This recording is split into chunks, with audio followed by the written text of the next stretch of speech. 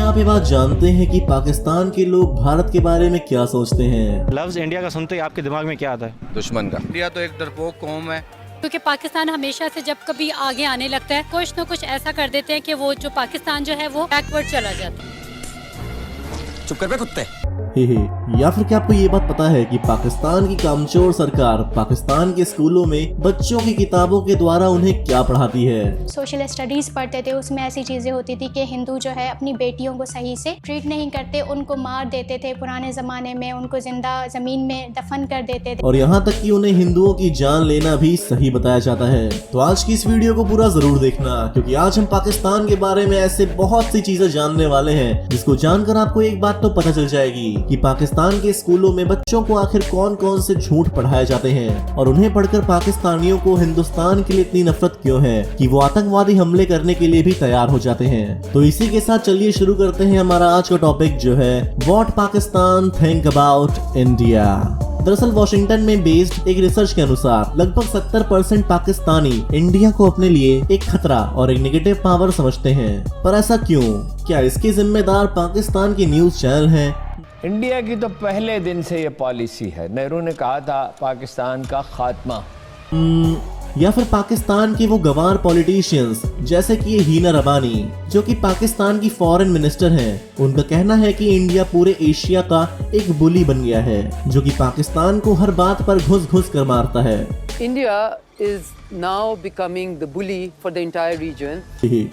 ऐसा कह सकते हैं। वेल इसकी हालात इससे मिलती है। हमको मारो, हमको जिंदा मत छोड़ो सालो, हम कोई मंदिर का घंटा है कि कोई भी आके बजा जाता है। हाँ, क्योंकि हम तो भाई बापू के सिद्धांतों पर चलते हैं बापू। और इतना ही नहीं, पाकिस्तान हमेशा से अपने स्कूल में बच्चों को झूठ और इंडिया के खिलाफ नफरत ही भरे जा रहा है, जैसे कि इंडिया पाकिस्तान का पार्ट हुआ करता था, ना कि पाकिस्तान इंडिया का। एक मिनट, ये कब हुआ? मतलब कुछ भी। और हर साल 6 सितंबर को पाकिस्तान अपना नेशनल डिफेंस डे मनाता है, जहां लोग अपने प्यारे शहीद टेररिस्टों को उनके सिपाहियों को याद करते हैं जिन्होंने 1965 की जंग में इंडिया को हराया था। लेकिन एक मिनट, क्या ये क्या बकवास है?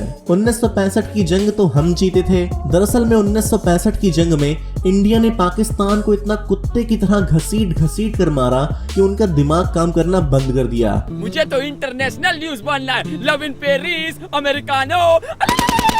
जिसके बाद उन्होंने अपनी हिस्ट्री बुकों में ये लिख दिया कि पाकिस्तान के टेररिस्टों ने उनकी आर्मी ने इंडिया की कई जगहों पर कब्जा कर लिया और इंडिया के यूएन के पास जाने के बाद हमने अपने टेररिस्ट सिपाहियों को वापस बुला लिया।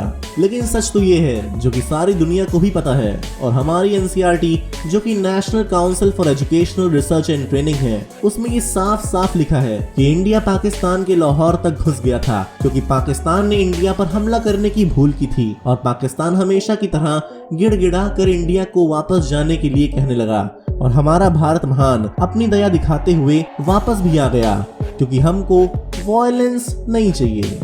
आपने वो कहावत तो सुनी ही होगी कि खिसियाई बिल्ली खंबा नोचे, और यही हालत थी उस वक्त पाकिस्तान की। और इसी बात को खुद पाकिस्तान के न्यूज़पेपर भी कहते हैं, जैसे कि डॉन न्यूज़पेपर जो कि पाकिस्तान का एक बहुत ही बड़ा न्यूज़पेपर है, और वो ये कहता है कि 1965 की जंग में इंडिया की ही जीत हुई थी और पाकिस्तान की एक बहुत बुरी हार हुई थी। पर पाकिस्तान के अंदर बच्चों को आज भी झूठ पढ़ाया जाता है। यहाँ तक कि पाकिस्तान के फादर ऑफ एयरफोर्स जो कि असगर खान है, उनका भी यही कहना है कि इंडिया ने जंग शुरू नहीं की थी पर जीती जरूर थी। हिंदुस्तान की फौज ने हमला नहीं किया।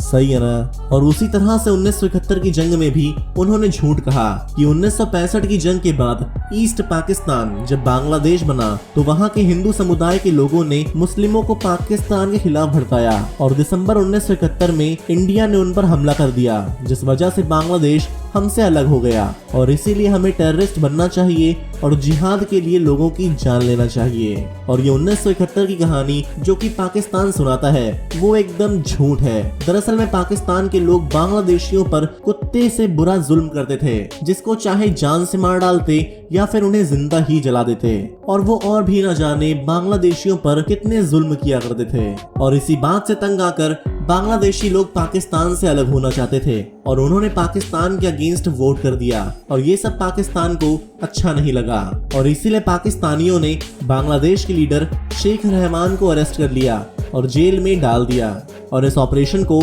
ऑपरेशन सर्चलाइट कहा जाता है, जिसके बाद उन्होंने बांग्लादेशियों पर और जुल्म करने शुरू कर दिए और इसी जुल्म से बचने के लिए बांग्लादेश से 80 लाख से भी ज्यादा शरणार्थी भारत आए, जिनको हमारे देश भारत ने शरण दी और उन्हें सम्मान दिया, ये पूछे बिना कि वो किस धर्म के हैं, किस मजहब के हैं, उनका नाम क्या है, वो किस देश के हैं। और ऐसी ही चीजें तो हमारे देश को महान बनाती हैं। लेकिन इसके बाद पाकिस्तान ने इंडिया के 11 एयर स्टेशन पर हमला कर दिया और ये उसकी बहुत बड़ी गलती थी।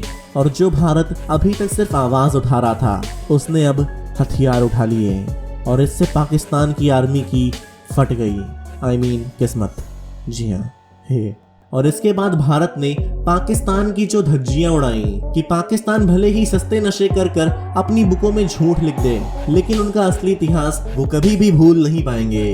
अगर आपको 1965 की जंग और 1971 की जंग के बारे में पूरी डिटेल्ड वीडियो चाहिए तो हमें कमेंट करके कमेंट सेक्शन में जरूर बताइएगा, आपको जल्द से जल्द वो वीडियो मिल जाएगी।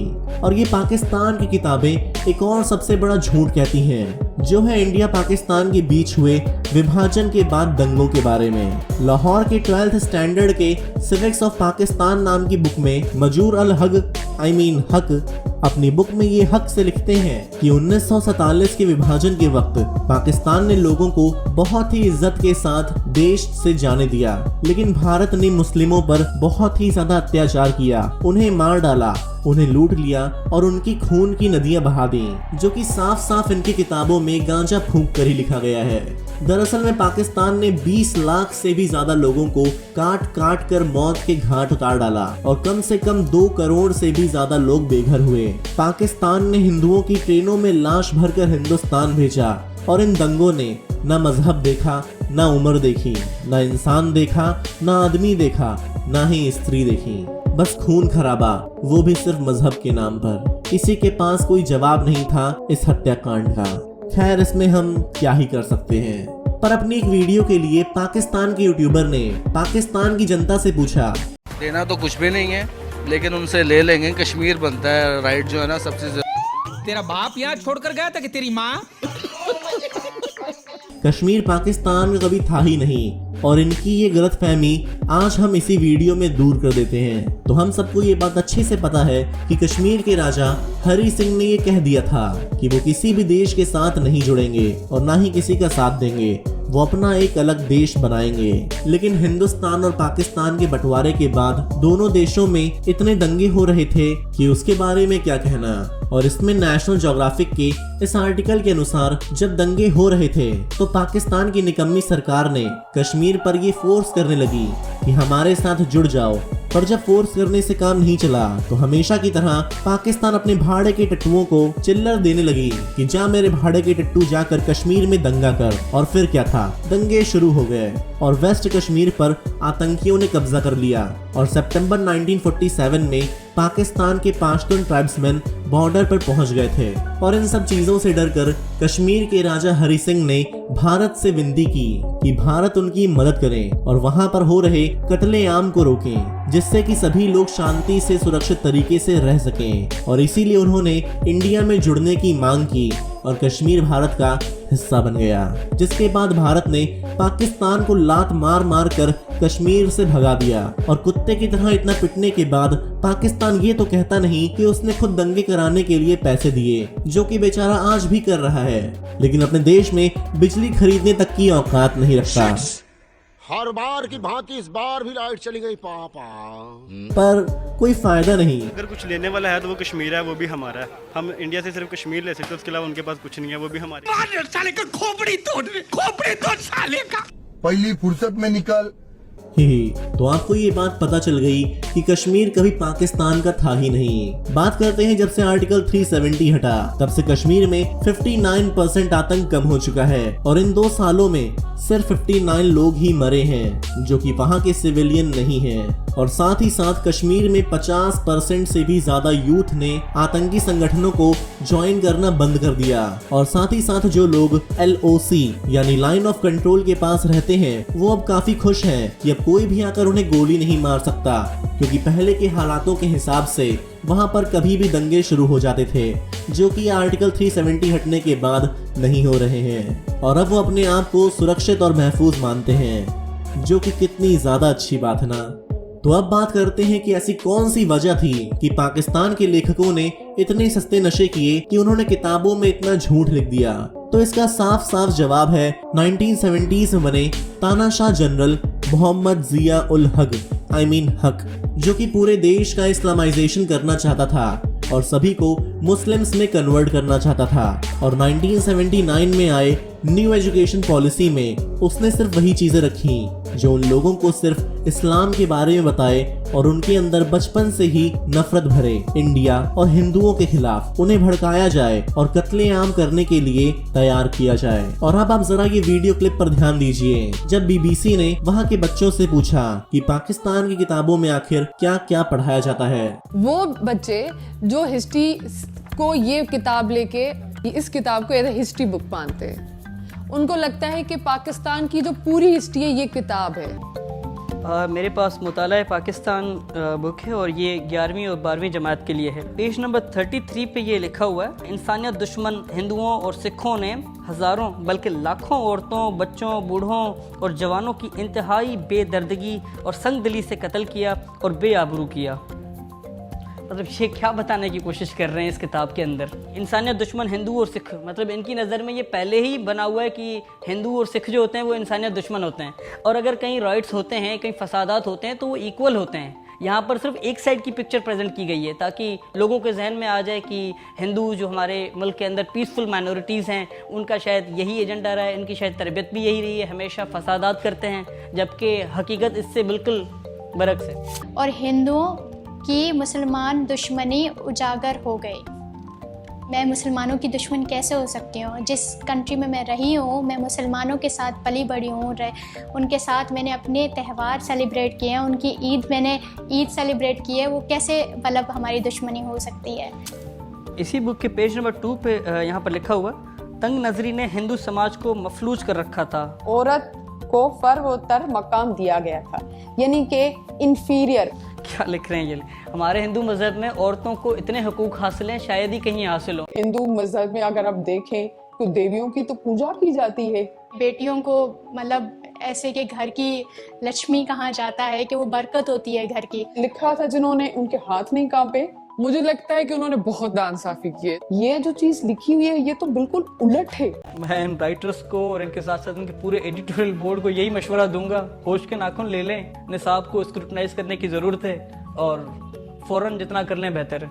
और सिर्फ इतना ही नहीं, पाकिस्तान की टीचर अपने छोटे छोटे बच्चों को उर्दू में सिखाते हैं कि अगर कोई उनके पैगंबर की आलोचना करे तो उसे वही मौत की घाट उतार देना चाहिए। ये तो निहायती जहर घोलने वाला काम है जो कि बच्चों के मन में किया जा रहा है। याद करें हदीस मुबारक है, सरकार के हदीस है कि ये मन सब्बा नबीयन मन सब्बा नबीयन उसी का नाम फाक्तुलूहु मन सब्बा नबीयन। और ये तो कुछ भी नहीं, घटियापन में पाकिस्तान ने अपनी सीमा ही पार कर दी। जब उसे ये बात पता चली कि वहाँ के सभी लोग टीवी देखने में मग्न हो गए हैं, तो आखिर आतंकवाद और नफरत टीवी से दूर क्यों रहे?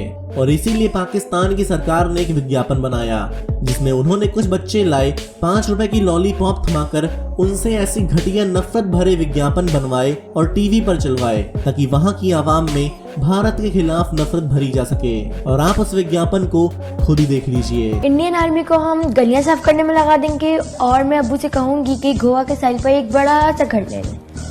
मुझे हिंदी जबान लिखनी नहीं आती, अब सिर्फ उर्दू चलेगी। हाँ, कितना मजा आएगा जब हम दिल्ली गेट पर गाय के कबाब खाएंगे। ताजमहल पर जश्न तकमील पाकिस्तान मनाएंगे। फतह के बाद 2020 की छुट्टियों में मैं शिमला जाऊंगी। हम जब आएंगे ना तो पूरे मुल्क में बाथरूम बना के देंगे। अब हिंद बनेगा पाकिस्तान। और अब इसमें इन बच्चों का क्या ही कसूर, इन्हें पढ़ाया ही नहीं जाता कुछ और इंसानियत के नाम पर झूठा जिहाद और कत्लेआम सिखाया जाता है। बात करने के बाद क्या होता है, ऐसा बोलते थे वो? इज्जत होता है और ये सवाब का काम है, नेकी है, तो ऐसी ऐसी बातें करते थे। और बंदे को रिज़्क बहुत मिलता है, पैसा बहुत मिलता है, गरीबी दूर हो जाती है। कितने दिन? हाँ, आज जो काम किया, हाँ, आज का काम करके बाद में क्या, किधर जाने वाले थे तुम लोग? मरने वाले थे हम लोग। कैसे? वो बोलता था कि जन्नत में जाओगे और कोई मुश्किल नहीं है। हाँ। और हमको भी पैसा मिलेगा, हमारी गरीबी दूर हो जाएगी, तो शादी भी हो जाएगा तेरे भाई बहनों की। देख बेटा, जैसे ये खाते हैं ना, आराम से रहते हैं, तू भी रहेगा। उसने ऐसा ही किया। क्योंकि ना इनमें मोहनजोदाड़ो और हड़प्पा की सभ्यता के बारे में पढ़ाया जाता है, ना ही चंद्रगुप्त, ना ही समुद्रगुप्त। क्योंकि अगर उन्हें ये बात पढ़ा दिया तो वहाँ के बच्चे ये बात समझ जाएंगे कि वो लोग पहले हिंदू थे, उन्हें जबरदस्ती कन्वर्ट किया गया और मुस्लिम में तब्दील कर दिया गया। लेकिन इतना सच कहने और पढ़ाने की औकात पाकिस्तान के अंदर तो कभी थी ही नहीं। और अब जरा आप पाकिस्तान के विज्ञान पर भी एक नजर डाल ही लीजिए कि कैसे कैसे वैज्ञानिक इन लोगों ने पिछले 70 सालों में पैदा किए हैं। मोहब्बत वालों के लिए ये दलील कि जमीन हरकत नहीं करती, क्यों नहीं करती? इसलिए कि मुस्तफा उस पे आराम कर रहे हैं। जमीन रोटेट कर रही है जी, जमीन तो साकिन है बेटा, जमीन तो जमीन रोटेट करती ही नहीं है, जमीन गर्दिश नहीं करती। लेकिन हमें ज्योग्राफी में पढ़ाया जाता है कि अर्थ जो है वो सूरज का चक्कर लगाता है। ये लॉजिक ये गलत है बेटा। साइंस की ये थ्योरी जो है ना, ये दुरुस्त नहीं है। असल जो थ्योरी है ना, वो कुरान और हदीस वाली है। और आला हजरत जो हमारे ना इमाम अहले सुन्नत आला हजरत ने ये प्रूफ किया है कि जमीन साकिन है, यानी जमीन मूव नहीं करती। साकिन को एक अच्छा सा वर्ड इंग्लिश का होता होगा साकिन का, स्टैटिक। अर्थ स्टैटिक पोजीशन में है, तो ये मूव नहीं करती। इस्लाम का नजरिया है और हमने इसी नजरिए को ही याद भी करना है और इसी पर हमने अपना यकीन रखना है। तेरी माँ की राख। और अब जरा पाकिस्तान की धार्मिक शिक्षा भी सुन लीजिए कि कैसे वहाँ हूरों के लिए और मासूम लोगों को मौत की घाट उतारना सिखाया जाता है। आपको मालूम है हम जब जन्नत में जाएंगे, मैं अपनी तरफ से नहीं बोलता, अल्लाह के रसूल पाक सल्लल्लाहु अलैहि वसल्लम ने फरमाया, हजरत आयशा फरमाती है कि जब हम जन्नत में जाएंगे ना, देखो समझो हम जन्नत में गए तो सामने हूर खड़ी होगी। हूर तो समझते हो ना? तुम कहाँ पड़े हुए हो मुसलमानों, कहाँ सो रहे हो? ये जो हसीन और खूबसूरत हूरें मिलेंगी, क्या सिर्फ चूमने और बगलों में बिठाने के लिए मिलेंगी? नहीं, आप उनसे हम बिस्तरी भी करेंगे, मजे लेंगे, यहाँ से कहीं ज्यादा लज्जत वहाँ हासिल होगी। खिलखिलाई आई है आप लोग के चेहरों पे। अभी देखो ऐसे पूरा बयान सुनोगे तो बात करने में मजा आएगा। यहाँ का मेकअप तो उतर जाता है, थोड़ी देर के बाद खुद ही उतर जाता है, या मुंह धो नहाओ तो उतर जाता है। लेकिन अल्लाह ने उनका मेकअप किया है, वो कैसे किया है? अल्लाहु अकबर। अपने चेहरे के नूर में से उनके चेहरों पर नूर डाला है। हाँ, इन गंदी मैली कुचैली औरतों के चक्करों में पड़कर इस ऐसी हूरों को ना जाया करो मुसलमानों। कोई मजाक की बात नहीं है ये हमारे नबी जो देख के आए हैं उनकी बात है, जो मैं आपको बतला रहा। इसकी तैयारी करो। रागम टेक्नोलॉजी का प्रयोग कर रहा है, वो लुल हो चुका है और वहां कौनो डुप्लीकेट गार्ड बैठा है जो आपका फिरकी ले रहा। हद होती है यार बकवास की। और ये मौलाना जिस तरह हूरों के हुस्न के चटकारे लेकर उनका बखान करते हैं, उनसे आखिर कोई ये क्यों नहीं पूछता कि वो किसी नाली कूचे में कूदकर अपनी जान क्यों नहीं दे देते और लोगों को आतंकी बनाना बंद क्यों नहीं कर देते। लेकिन ऐसा वो कर देंगे तो वो बेरोजगार नहीं हो जाएंगे। वेल ऐसे एक से बढ़कर एक नमूने पाकिस्तान के अंदर भरे पड़े हैं, क्योंकि उनके अकॉर्डिंग तो दुनिया 1400 साल पहले ही बनी है। उससे पहले तो दुनिया में कुछ था ही नहीं। हाँ। खैर, इस वीडियो का मकसद किसी भी इंसान को ठेस पहुंचाना नहीं है। और आज तो सोशल मीडिया का जमाना है, जिससे इंडिया और पाकिस्तान की आम जनता आपस में बात करती है, एक दूसरे को समझती है और जानती है कि ये सब पाकिस्तान की सरकार झूठ बोल रही है और असल में दोनों तरफ के आम लोग बुरे नहीं हैं। और शायद इसीलिए आज लोगों के दिलों और दिमाग में सच्चाई आ रही है। वहाँ के लोग पाकिस्तानियों से बहुत ज़्यादा मोहब्बत करते हैं। इंडिया एक अच्छा मुल्क है, मेरे तो नज़रिया अच्छा है कि अच्छा। इंडियंस हैं, बड़े अच्छे लोग हैं, आर्टिस्टिक प्यार करने वाले लोग। तो इसी के साथ मैं ये कहना चाहूँगा कि हमारा देश महान है। हम हमेशा भाईचारे के साथ रहते हैं कि हमारे देश भारत और पाकिस्तान के बीच कोई जंग ना हो। हम हमेशा प्रेम के साथ रहें, लेकिन हमारे प्यार को हमारी कमजोरी ना सोचें, क्योंकि 3 तो हो चुका है, अब की बार 4था होगा। दे सलामी इस तिरंगे को जिससे तेरी शान है, सिर हमेशा ऊंचा रखना इसका जब तक दिल में जान है। तो उम्मीद करते हैं आपको आज की वीडियो पसंद आई होगी। अगर हाँ, तो इस वीडियो को लाइक और शेयर जरूर करिएगा। और आप किस टॉपिक पर वीडियो चाहते हैं हमें कमेंट सेक्शन में अपने रिकमेंडेशन जरूर बताइएगा। और ऐसे अमेजिंग वीडियोस को और देखने के लिए अपने इस क्यूट से चैनल ओब्लिवियन फैक्ट्स को सब्सक्राइब करना मत भूलिएगा। आओ झुक के सलाम करें उनको जिनके हिस्से में ये मुकाम आता है। कितने खुशनसीब होते हैं वो लोग जिनका लहू देश के काम आता है। जय हिंद, जय भारत, वंदे मातरम, हर हर महादेव।